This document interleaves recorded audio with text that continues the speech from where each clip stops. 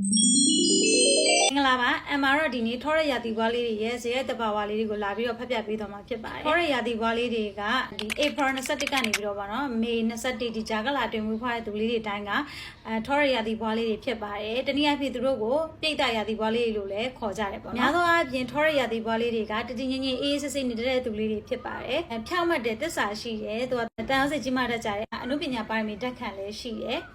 ညှို့တဲ့အားကောင်းတယ်သူတို့ကတစ်ခုမဟုတ်တစ်ခုနဲ့လူများရဲ့ချစ်ခင်ခြင်းကိုရရှိတတ်ကြတယ်စမ်းပွင့်နဲ့အလှပအတန်အပြန်အလွန်ကြိုက်တယ်စိတ်ကူးရင်တတ်ကြတယ်လူပေါင်းဆက်နဲ့အကောင်းကြိုက်တယ်အကောင်းဆုံးဆိုတဲ့အရာတွေကိုလည်းသုံးဆောင်တတ်ကြတယ်ဝေသုံးလဲကျန်တတ်ကြပါတယ်ထောရရာသီဘွားလေးတွေကဘာကိစ္စပဲလုပ်ဆုံးဖြတ်ချက်ခိုင်မာချပြီးတော့မှစတင်ပြီးတော့လောက်ကင်တတ်တဲ့ရာသီခွင်လေးလည်းဖြစ်ပါတယ်နုနုညံ့တဲ့မွေ့မွေ့လေးနေတတ်သလားသူတို့ဒေါသထွက်လာပြီဆိုလို့ရှိရင်လည်းဘာမှမမြင်တော့ဘဲနဲ့ဂမူးရှုတို့လုပ်တတ်တဲ့ရာသီခွင်လေးလည်းဖြစ်ပါတယ်ထောရရာသီဘွားလေးတွေကခံစားချက်ပြင်းထန်ကြတယ်ကိစ္စတစ်ခုခုကိုဆုံးဖြတ်ပြီးသွားလို့ရှိရင်လည်းနောက်မဆုတ်တမ်းလုပ်တတ်ကြတဲ့ရာသီခွင်လေးတွေပါအချိန်နာရီဂရိသစ္စာတွေကိုလည်းအလွန်တန်ဖိုးထားတတ်ကြပါတယ်ထောရရာသီဘွားလေးတွေကသူတို့ကိုလိန်ညာလှည့်ဖြားတာတွေကိုအမုန်းဆုံးပဲပေါ့နော်ဘာပြောပြီးဆိုလို့ရှိရင်လည်း ATA ဆက်နဲ့အချက်ချက်ပြောတတ်တဲ့ရာသီခွင်လေးဖြစ်ပါတယ်တစ်ခါတလေကြလို့ရှိရင်လည်းကတိကဖက်ပြောဆိုတတ်ကြတယ်အပေါ်ရမှာကြောသလောက်အတွင်းစိတ်ကနူးညံ့တယ်